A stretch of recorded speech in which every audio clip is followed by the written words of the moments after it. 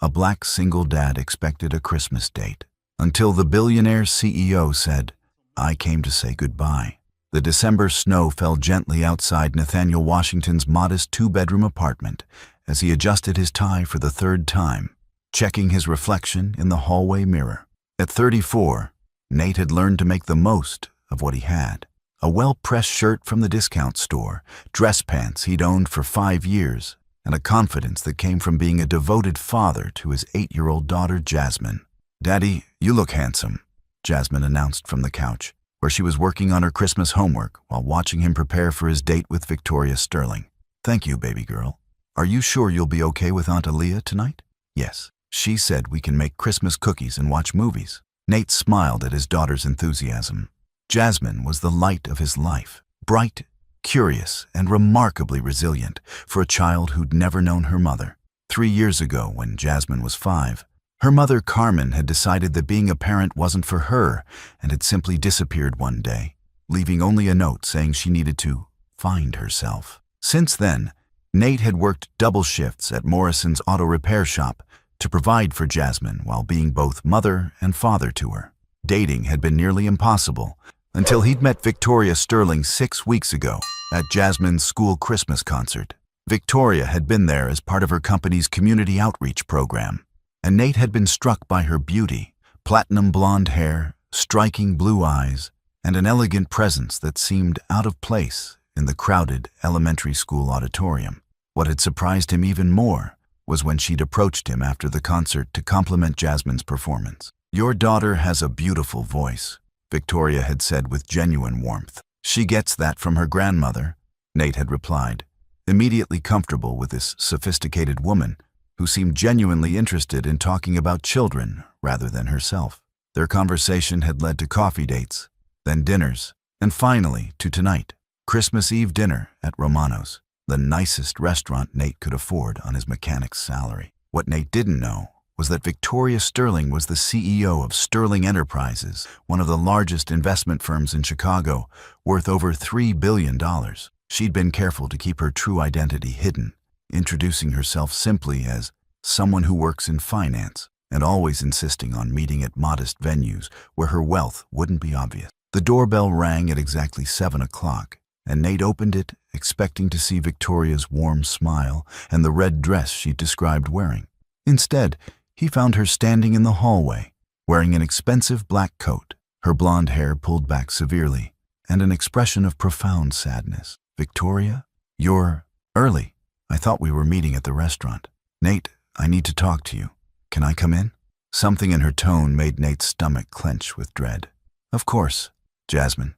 Aunt Aaliyah will be here in a few minutes." Victoria entered the modest apartment, and Nate noticed how her eyes took in the second-hand furniture, the small Christmas tree decorated with handmade ornaments, and the general atmosphere of a home where love mattered more than money. "You have a beautiful home," she said softly. "It's not much, but it's ours." "Victoria, what's wrong? You seem upset." Victoria sat on the edge of the couch, her usual confident posture replaced by obvious anxiety. "Nate, there's something I need to tell you. Something I should have told you weeks ago." "Okay. I came here tonight to say goodbye." The words hit Nate like a physical blow. "Goodbye? I don't understand. I thought we were having dinner. I thought things were going well between us." "Things have been going well. Better than well. That's what makes this so difficult." Jasmine looked up from her homework with the perceptive awareness that children have when adults are discussing something important. "Is Miss Victoria okay, Daddy?" "Miss Victoria is fine, sweetheart. Why don't you finish your homework in your room?" After Jasmine reluctantly gathered her books and disappeared down the hall, Nate turned back to Victoria with growing confusion and hurt. "Victoria, what's going on? Did I do something wrong?" "You did everything right. That's the problem." "I don't understand." Victoria took a deep breath, clearly struggling with how to explain something she'd been dreading for weeks. "Nate, I haven't been completely honest with you about who I am." "What do you mean?" "I mean, I'm not just someone who works in finance. I'm Victoria Sterling, CEO of Sterling Enterprises." Nate stared at her blankly. "Sterling Enterprises, the investment company? The one that's always in the business news?" "Yes." You're that Victoria Sterling? The billionaire?" "Yes." Nate sat down heavily in his armchair, processing this information. "Why didn't you tell me?" "Because I wanted you to know me as a person, not as a net worth figure. Because when people find out how much money I have, everything changes. So you lied to me for 6 weeks? I omitted information. I never lied about anything else. Not about my feelings for you, not about how much I care about Jasmine, not about how happy you've made me. But you're saying goodbye. I have to. Why? Victoria's composure finally cracked, and tears filled her blue eyes. Because my board of directors found out about us. Because my family is threatening to disown me. Because dating you could destroy everything I've worked my entire life to build. Dating me specifically, or dating someone like me? Victoria's silence answered his question. I see, Nate said quietly. So this is about race and class. It's about social expectations and business realities, and a world that isn't fair or enlightened, despite what we'd like to believe. And you're choosing that world over what we have together. I don't want to choose it. But Nate, you don't understand the pressure I'm under. My company employs 8,000 people.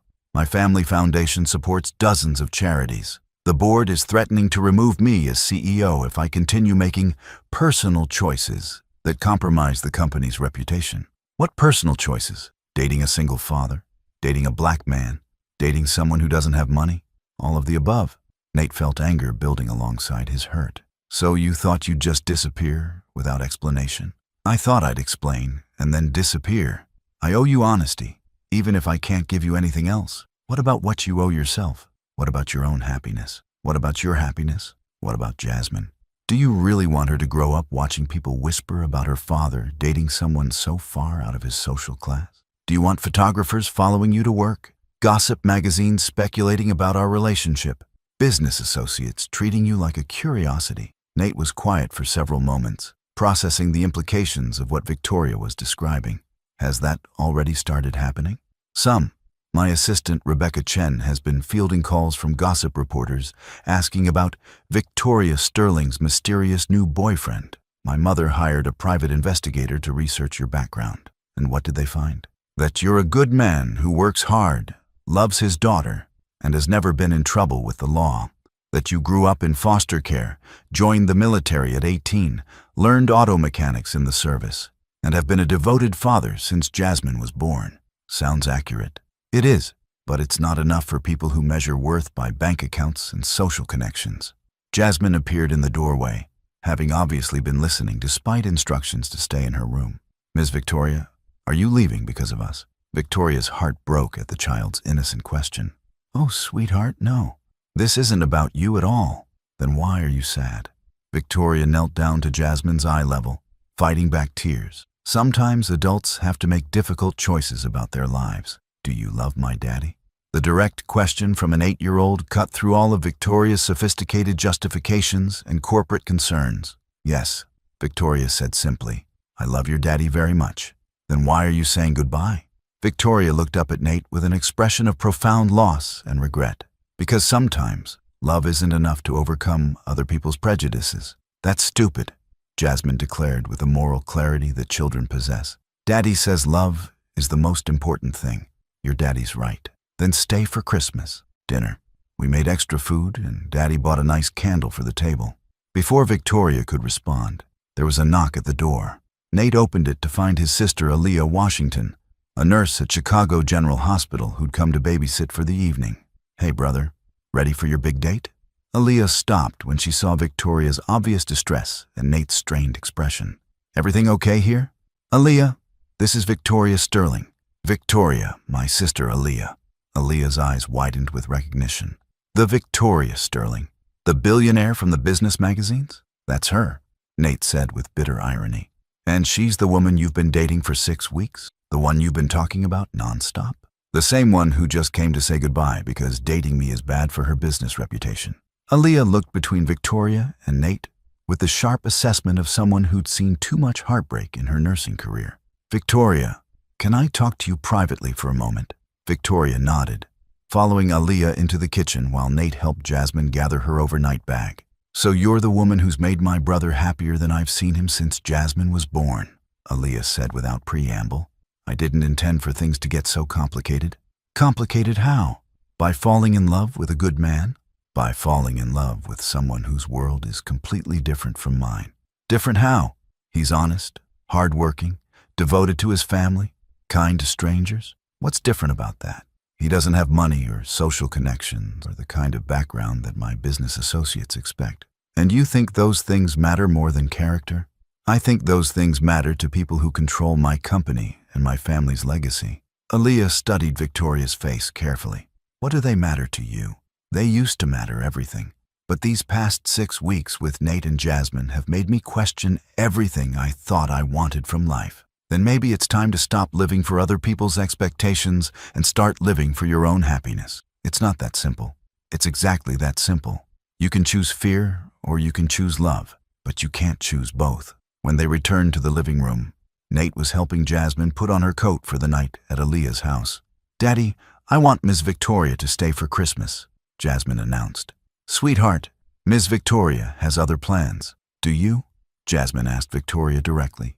Victoria looked around the modest apartment, at the handmade Christmas decorations, the second-hand furniture arranged with obvious care, and the family photos that showed a father and daughter who'd built a loving life together, despite their circumstances. "Actually," she said slowly, "I don't have other plans." Nate looked up with surprise. "What about saying goodbye?" "What if instead of saying goodbye, I said I need time to figure out how to make this work?" "What does that mean?" "It means I'm not ready to give up on us. It means I need to decide whether my happiness matters more than other people's opinions. And how long do you need to figure that out? How about we start with Christmas dinner and see what happens?"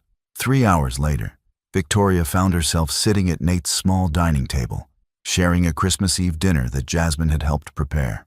The meal was simple: baked chicken, mashed potatoes, green beans, and homemade rolls. But the atmosphere was warmer than any 5-star restaurant Victoria had ever experienced. "This is delicious," Victoria said, genuinely meaning it. "Jasmine, did you help cook everything?" "I helped with the rolls and the table decorations," Jasmine said proudly. "Daddy taught me how to fold the napkins fancy." "She's quite the little chef," Nate said, watching his daughter beam with pride. "And an excellent sous chef for keeping me organized." Victoria smiled at their easy banter, thinking about how different this was from the formal Christmas Eve dinners she'd grown up with. Elaborate affairs with hired caterers, designer decorations, and conversation that focused on business deals and social obligations rather than genuine affection. "Victoria, can I ask you something personal?" Nate said as they finished the main course. "Of course. What's Christmas usually like for you?" Victoria was quiet for a moment, considering her honest answer. "Lonely usually. My parents host a large party for business associates and family friends, but it's more networking than celebration." "Don't you have any family traditions that are just for fun?" "Not really. Everything in my family is about maintaining appearances and business relationships." Jasmine looked at Victoria with obvious sympathy. "That sounds sad." "It is sad, sweetheart. I didn't realize how sad until I met your family." "We're not a big family, but we have good traditions," Jasmine explained seriously. "Tomorrow morning we open presents, then we go to church with Aunt Aaliyah. Then we come home and watch Christmas movies and eat cookies." "That sounds wonderful. You can come with us if you want. Daddy always says Christmas is better when you share it with people you love." Victoria felt her heart clench at Jasmine's innocent invitation and the obvious love in this small family unit. "Jasmine, I'm sure Ms. Victoria has her own Christmas plans," Nate said gently. "Actually, I don't," Victoria admitted. "I was supposed to attend my parents' party tomorrow evening, but I'm not really in the mood for networking and small talk." "Then come with us," Jasmine said enthusiastically. "It'll be fun, and you can see all my presents." Victoria looked at Nate questioningly. "Would that be okay? I don't want to intrude on your family time." "You wouldn't be intruding. If you want to spend Christmas with us, you're welcome." "What about the goodbye conversation we had earlier? What about it? You said you needed time to figure things out." "Spending Christmas together seems like a good way to do that." After dinner, as they cleaned up together, Victoria's phone buzzed with increasingly urgent messages from her assistant, Rebecca Chen. "Problems?" Nate asked, noticing Victoria's expression as she read the text. "My mother is wondering where I am. She expected me home hours ago for a last-minute party preparation. Do you need to go?" Victoria looked around the cozy apartment, where Jasmine was arranging Christmas presents under the tree, and Nate was loading the dishwasher with the easy efficiency of someone accustomed to handling household responsibilities alone. "No," she said, turning off her phone. "I don't need to go anywhere." "Are you sure? I don't want to cause problems with your family. My family has been causing problems with my happiness for months. Maybe it's time I returned the favor." As the evening continued, Victoria found herself relaxing in ways she hadn't in years. She helped Jasmine arrange Christmas presents, played board games at the coffee table, and listened to Nate tell stories about Jasmine's adventures in second grade. "Daddy, tell Miss Victoria about the time I tried to fix the car," Jasmine requested. "Oh no," Nate laughed. "You don't want to hear about that disaster." "Yes, I do," Victoria said, genuinely interested in hearing about their life together. "Well, last month, Jasmine decided that our car was making funny noises and that she could fix it herself using my tools. I wanted to help Daddy save money," Jasmine explained seriously. "So I came home from work to find her under the hood with a wrench, having successfully disconnected several important engine components." "Did you get in trouble?" Victoria asked Jasmine. "No, because Daddy says mistakes are how we learn, but I have to ask before I fix anything else." Victoria was charmed by Nate's patient parenting and Jasmine's obvious confidence in her father's love and support. "You're an excellent father," she told Nate during a quiet moment while Jasmine was brushing her teeth. "I try. Being a single parent is challenging, but Jasmine makes it worthwhile. Do you ever regret not having a traditional family structure? A wife to share the responsibilities?" "I regret that Jasmine doesn't have a mother who loves her the way she deserves. But I don't regret our life together. We've built something real and strong, just the two of us." "What about dating? Has it been difficult finding someone who accepts the package deal?" "Very difficult. Most women either aren't interested in instant motherhood or they're more interested in changing our life than joining it." "What about me? Do I fit into either of those categories?" Nate studied her face carefully.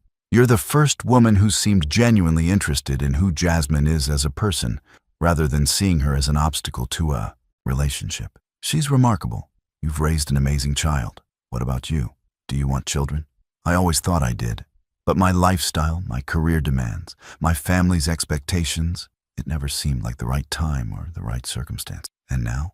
Now I'm wondering if I've been focused on the wrong circumstances." As they tucked Jasmine into bed, Victoria was touched by the bedtime ritual they'd clearly perfected over years of practice. Prayers that included gratitude for their health and home, a story read with voices for different characters, and gentle conversation about the next day's plans. "Miss Victoria," Jasmine said as they prepared to turn off the lights, "will you still be here when I wake up? If you want me to be." "I do. And Daddy does too, even though he's too nervous to say so." "I'm not nervous," Nate protested with amusement. "Yes, you are. You get the same face when you have to talk to my teachers about parent conferences." After Jasmine fell asleep, Nate and Victoria sat on the couch, sharing a bottle of wine and talking about their hopes, fears, and the unexpected connection they'd discovered, despite their vastly different backgrounds. "Victoria, can I ask you something that's been on my mind?" "Anything. Why didn't you tell me about your wealth?" "Really?" "Because money changes everything. When people know how much I have, they either treat me like a trophy to be won or a problem to be solved. You treated me like a person. I still treat you like a person." "I know. That's why this is so difficult. You're the first man who's ever cared more about my character than my net worth." "What happens now? I mean, realistically?" "I don't know. I've never been in this situation before." "What situation?" "Choosing between love and everything else I thought mattered. It doesn't have to be a choice between love and everything else. There has to be a way to have both." "What if there isn't? What if loving you means losing my company, my family's approval, my social standing? Then you'll have to decide what matters most to you. What if I choose you and then discover I can't handle the lifestyle change? What if I choose you and then resent giving up everything I've worked for? What if you choose everything else and spend the rest of your life regretting what we could have built together?" Victoria was quiet for several moments, processing the weight of the decision she was facing. "Nate, I need you to understand something about my world. If we continue this relationship, there will be media attention, social scrutiny, business complications. Are you prepared for that? Are you?" "I'm terrified of it, but I'm more terrified of losing you." "Then maybe we figure it out together." "Together? Together. We face whatever comes as a team instead of you facing it alone." As they prepared for bed, Victoria in Jasmine's room while Jasmine slept with her father, Victoria realized she'd never felt more at home anywhere than she did in this modest apartment with this loving family. For the first time in her life, she was more excited about tomorrow than anxious about the future. Victoria woke Christmas morning to the sound of excited whispers and rustling paper in the living room. She checked her phone to find 17 missed calls from her mother and a text message that simply read, "We need to talk. Immediately. Miss Victoria, it's Christmas. Come see my presents." Jasmine's voice carried down the hall, filled with the pure joy that only children experience on Christmas morning. Victoria emerged from the bedroom to find Jasmine surrounded by opened gifts, books, art supplies, a science kit, and a beautiful doll that looked like it had been chosen with careful attention to Jasmine's interests rather than expensive price tags. "Look what Santa brought me." Jasmine held up a chemistry set designed for elementary school students. "Now I can do experiments just like the scientists on TV." "That's wonderful, sweetheart. Are you going to be a scientist when you grow up?" "Maybe. Or maybe a doctor like Aunt Aaliyah. Or maybe I'll fix cars like Daddy." Nate appeared from the kitchen carrying coffee and wearing the relaxed expression of a father enjoying Christmas morning with his child. "Merry Christmas," he said to Victoria, handing her a steaming mug. "Merry Christmas. This is beautiful," Victoria said, taking in the scene of Christmas joy that felt more authentic than any celebration she'd ever experienced. "We have something for you too," Jasmine announced, producing a small wrapped package. "You didn't need to get me anything. We wanted to," Nate said. Jasmine picked it out herself. Victoria opened the gift to find a delicate silver bracelet with a small heart charm. "It's so you won't forget us," Jasmine explained seriously. Victoria felt tears prick her eyes at the thoughtfulness of the gift and the obvious love behind it. "It's perfect. Thank you both." Their Christmas morning was interrupted by a knock at the door that sounded more like pounding. Nate opened it to find a woman in an expensive coat standing in the hallway, with the posture of someone accustomed to having her demands met immediately. "I'm looking for Victoria Sterling," the woman announced. "I'm her mother, Catherine Sterling." Victoria appeared behind Nate with obvious dread. "Mother? How did you find me?" "I had Samuel track your phone GPS. Victoria, we need to talk. Now." "Mom, this is Nathaniel Washington and his daughter Jasmine." "Nate, Jasmine, this is my mother." Catherine Sterling was an elegant woman in her 60s who carried herself with the authority of someone who'd never been denied anything she wanted. Her eyes swept over the modest apartment with barely concealed disapproval. "Mr. Washington." "Jasmine." Catherine's greeting was politely cold. "Victoria, get your coat. We're leaving." "I'm not leaving. It's Christmas morning." "Exactly. You're missing Christmas with your family to play house with strangers." "These aren't strangers. They're people I care about. People you've known for 6 weeks." "Victoria, this fantasy has gone on long enough." Jasmine, sensing tension but not understanding the adult complexities, approached Catherine with the innocent curiosity of childhood. "Are you Miss Victoria's mommy?" "I am. Do you want to see my Christmas presents? I got a chemistry set and some books and art supplies." Catherine looked down at the child with an expression that was carefully neutral but not unkind. "That's very nice, dear. You can stay for breakfast if you want. We have pancakes and bacon." "That's very generous, but I need to take Miss Victoria home." "Why?" "She doesn't want to go." The direct challenge from an 8-year-old left Catherine momentarily speechless. "Jasmine," Nate intervened gently, "why don't you take your new art supplies to your room and work on some Christmas pictures?" After Jasmine reluctantly left, Catherine turned to Nate with the expression of someone prepared to negotiate a business deal. "Mr. Washington, you seem like a decent man, but surely you understand that this relationship isn't fair to anyone involved." "What do you mean?" "I mean that Victoria comes from a world of responsibilities and obligations that you couldn't possibly understand. She has a company to run, a family legacy to maintain, social expectations to meet. And I'm an obstacle to those things? You're a distraction from them, a very expensive distraction." "Expensive how?" "The board of directors has already expressed concerns about Victoria's judgment. Major investors are questioning whether her personal choices reflect the kind of decision-making they want from their CEO. This involvement could cost her everything she's worked for." "What if that's her choice to make?" "It's not just her choice. It affects thousands of employees, hundreds of business partners, and family obligations that go back generations." Victoria had been listening to this conversation with growing anger. "Mother, stop talking about me like I'm not here. I'm trying to help you think clearly about a situation that's obviously clouding your judgment." "My judgment is fine. What's clouded is your ability to see past your own prejudices." "This isn't about prejudice. It's about reality." "What reality? That successful black men don't deserve to date successful white women? That single fathers aren't worthy of love? That money matters more than character?" It's about compatibility. Social, economic, cultural compatibility. What about emotional compatibility? What about shared values? What about genuine affection and respect? Before Catherine could respond, Nate stepped forward with quiet dignity. Mrs. Sterling, I understand your concerns about Victoria's future and her responsibilities, but I need you to understand something about my intentions. What's that? I'm not interested in Victoria's money. I don't want access to her social circle or business connections. I'm not trying to change her lifestyle or career ambitions. Then what do you want? I want to love her. I want to support her goals while building something meaningful together. I want my daughter to see that love doesn't have boundaries based on skin color or bank accounts. And you think you can provide the kind of life she's accustomed to? I can provide the kind of love she deserves. Everything else we can figure out together. Catherine studied Nate's face with the assessment skills she developed through decades of business negotiations. Mr. Washington, love is wonderful, but it doesn't pay for private schools or country club memberships or the lifestyle Victoria was raised to expect. Maybe Victoria doesn't want that lifestyle anymore. Of course she does. She's just confused by romantic feelings that will fade when reality sets in. What if they don't fade? What if what we have grows stronger? Then you'll both learn very expensive lessons about the importance of social and economic compatibility. Victoria had heard enough. Mother, I'm 35 years old. I think I can make my own decisions about who I date, not when those decisions affect more than just your personal happiness. What if my personal happiness is the most important factor in my decisions? Then you're being selfish and short-sighted. What if I'm being honest about what makes life meaningful? Their argument was interrupted by Jasmine returning with a Christmas drawing she'd made for Catherine.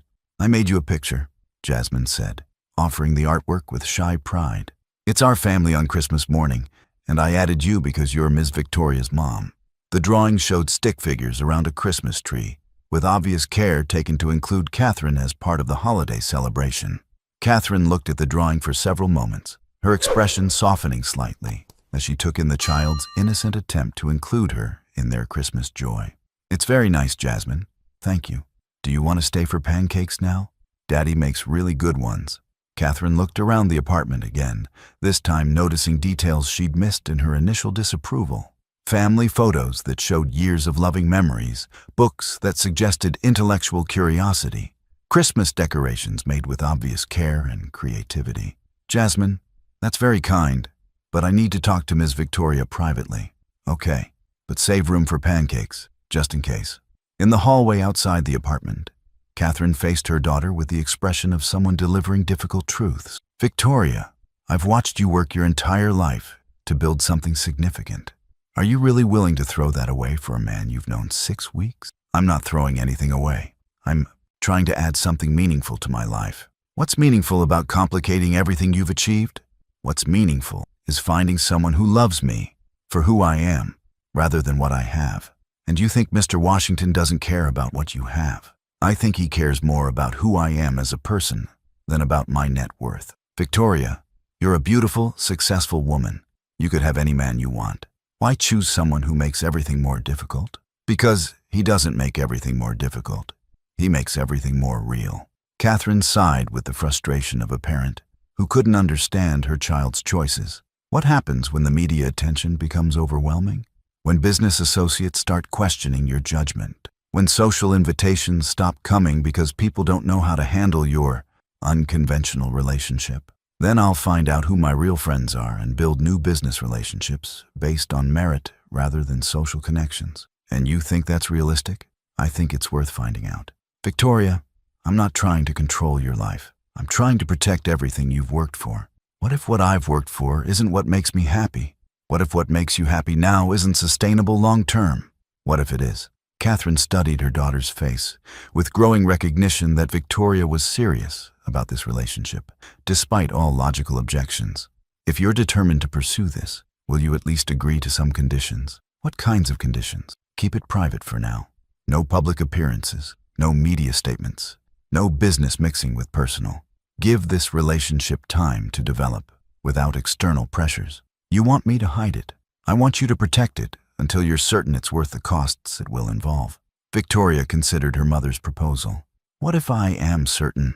Then we'll figure out how to manage the complications together. You'll support my relationship with Nate? I'll support your happiness. Even if I don't understand your choices." It was more than Victoria had expected from her mother, and she felt cautiously hopeful about finding a way to pursue love without completely losing her family's support. "Thank you. Don't thank me yet. This is going to be more difficult than you realize." "Maybe, but it's also going to be worth it." How's this story hitting you so far?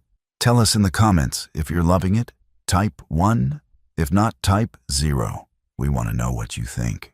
2 weeks after Christmas, Victoria and Nate had settled into a routine that balanced her corporate responsibilities with their growing relationship. Victoria worked her demanding CEO schedule during the week, while spending evenings and weekends at Nate's apartment, slowly becoming part of his and Jasmine's daily life. The arrangement was working better than either had expected, until the morning Jonathan Pierce, Victoria's business partner and longtime family friend, arrived at her corporate office with a folder full of photographs and a grim expression. "Victoria, we have a problem," Jonathan announced, dropping the folder on her mahogany desk. Victoria opened it to find paparazzi photos of her entering and leaving Nate's apartment building, playing with Jasmine at a nearby park, and sharing dinner at various restaurants around Chicago. "Where did these come from?" "A freelance photographer who's been following you for the past 10 days. He's offering them to gossip magazines with the headline, 'Billionaire CEO's Secret Romance with Single Father.' How much does he want to keep them private?" "It's not about money, Victoria. He's already sold them to Celebrity Weekly. They're running the story next week." Victoria felt her stomach drop as she realized their relationship was about to become public in the worst possible way. "Have you told the board?" Richard Whitman called an emergency meeting for this afternoon. "Victoria, they're not happy." An hour later, Victoria sat in Sterling Enterprises' conference room facing 12 board members whose expressions ranged from concern to outright hostility. Richard Whitman, the board's chairman and her father's former business partner, spoke with the authority of someone who'd been with the company for 30 years. "Victoria, these photographs represent exactly the kind of judgment issues we've been concerned about. My personal relationships don't affect my ability to run this company. They do when they become public spectacles that reflect poorly on Sterling Enterprises' reputation." Board member Patricia Chen leaned forward with obvious frustration. "Victoria, you're the face of this company. Your choices become our public image. What exactly is problematic about my choices? Dating someone so far outside your social circle raises questions about your decision-making in all areas," Richard explained. "If you can't maintain appropriate personal boundaries, how can investors trust your professional judgment? Appropriate according to whom? Appropriate according to the social and business standards our clients expect from their investment managers." Victoria felt anger building at the barely disguised racism and classism of the board's concerns. "Are you suggesting I should choose romantic partners based on what our clients think is appropriate? We're suggesting you should consider the broader implications of your personal choices. What if I told you that Nathaniel Washington is the most honest, hardworking, principled man I've ever met? That he's an excellent father who's raised a remarkable child while working multiple jobs to provide for her? We'd say that's admirable. But it doesn't change the reality of social perceptions and business implications." "What business implications specifically?" Jonathan pulled out another folder with obvious reluctance. 3 major clients have called this morning expressing concerns about the company's leadership. The Morrison family is reconsidering their investment portfolio with us. The Patterson Foundation is questioning whether Sterling Enterprises shares their values. Based on photographs of me spending time with someone they've never met? Based on assumptions about your judgment and priorities?" Victoria realized she was facing exactly the scenario her mother had predicted. Business consequences that affected more than just her personal happiness. "What are my options?" "End the relationship publicly," Richard said bluntly. "Issue a statement that you've decided to focus on your professional responsibilities. Distance yourself completely from Mr. Washington. And if I don't, then we'll be forced to consider whether Sterling Enterprises needs new leadership." The threat hung in the room like a challenge, and Victoria understood that her board was serious about removing her as CEO if she continued dating Nate. "I need time to consider this. You have until Monday. The magazine comes out Tuesday, and we need to have our response prepared." That evening, Victoria arrived at Nate's apartment carrying the weight of impossible choices. She found him helping Jasmine with homework while dinner cooked on the stove. the kind of peaceful domestic scene that had become precious to her over the past weeks. "How was your day?" Nate asked, immediately noticing her troubled expression. "Complicated. We need to talk." After Jasmine went to bed, Victoria showed Nate the photographs and explained the board's ultimatum. "So they want you to choose between your company and our relationship," Nate said after reading the magazine article draft. "Essentially, yes. What are you going to choose?" "I don't know." "Nate, my company employs 8,000 people. My family foundation supports dozens of charities. If I lose control of Sterling Enterprises, all of that goes away. But if you end our relationship, what do you gain? I keep everything I've worked my entire life to build, and lose everything that makes you happy. Maybe happiness is a luxury I can't afford." Nate was quiet for several minutes, processing the full scope of the pressure Victoria was facing. "Victoria, I need you to understand something. I never wanted to cost you your career or your family relationships. You're not costing me anything. Other people's prejudices are costing me things. The effect is the same." "What are you saying?" "I'm saying maybe your board is right. Maybe we're from worlds that are too different to bridge." "Do you really believe that?" "I believe I love you too much to be the reason you lose everything you've worked for." "What if everything I've worked for isn't what I want anymore? What if you think that now but regret it later when the novelty wears off and you realize what you've given up?" Victoria stared at him with growing hurt. "Is that what you think this is? Novelty? I think you're a billionaire CEO who's never had to choose between love and success before. I think when you're forced to make that choice, you might discover that success matters more than you realized. And I think you're underestimating what you mean to me." "Am I?" "Because you've been thinking about this for 12 hours and you still don't know what you're going to choose." The accusation stung because it contained truth Victoria wasn't ready to admit. "It's not that simple, Nate. It is that simple. Either you love me enough to fight for us, or you love your company more than you love me. There's no middle ground. What if there was a way to keep both? What if we could make this work despite the complications?" "How?" "I don't know yet. But what if we tried to find a solution instead of just giving up?" "Victoria, look at the reality. Your board wants you to dump me publicly. Your clients are questioning your judgment. Your family thinks I'm inappropriate. How exactly do we make this work? By proving that our relationship makes both of us better instead of worse. By showing that love can overcome prejudice if we're willing to fight for it. And if we fight and lose, if you end up losing your company anyway, then at least we'll have tried. What about Jasmine? What about putting her through media attention and social scrutiny because her father is dating someone famous?" Victoria realized she hadn't fully considered how their relationship publicity would affect Jasmine, and the oversight made her feel selfish. "We'll protect her." "How?" "By hiding our relationship, by sneaking around like we're doing something wrong, by being honest about what we mean to each other and letting other people adjust to the reality." "Victoria, I need to ask you something, and I need an honest answer." "What? Are you prepared to lose your company for me? Are you prepared to deal with media attention and social complications for me?" I asked first. Victoria looked around the apartment that had become her sanctuary from the corporate world, at the family photos, the homework scattered on the coffee table, the life Nate and Jasmine had built together through love and determination. "Yes," she said finally, "I'm prepared to lose my company for you." "Really?" "Really. Because I've discovered that having all the money in the world doesn't mean anything if you don't have someone to share it with." "And you're sure about that?" "I'm sure that I love you and Jasmine more than I love Sterling Enterprises. I'm sure that what we've built together is more valuable than any business success I could achieve alone, even if it means starting over financially, even if it means starting over completely." Nate pulled her into his arms with the expression of someone who'd finally received the answer he'd been afraid to hope for. "In that case, I think we should fight for this relationship with everything we have. Together. Because Victoria, I love you enough to deal with whatever complications come with being part of your world, and I love you enough to walk away from that world, if that's what it takes to be with you."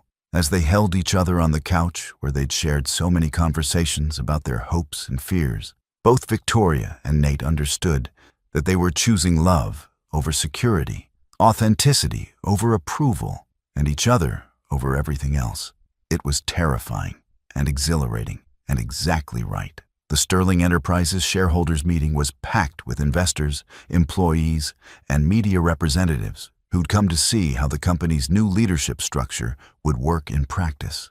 Victoria sat at the conference table next to Jonathan Pierce, her business partner who'd become co-CEO when the board had initially tried to remove her 6 months earlier. The attempted coup had backfired spectacularly when Victoria had called the board's bluff and threatened to sell her shares and start a competing company. Faced with losing their most successful CEO and largest shareholder, the board had negotiated a compromise that made Jonathan co-CEO while allowing Victoria to maintain controlling interest in the company.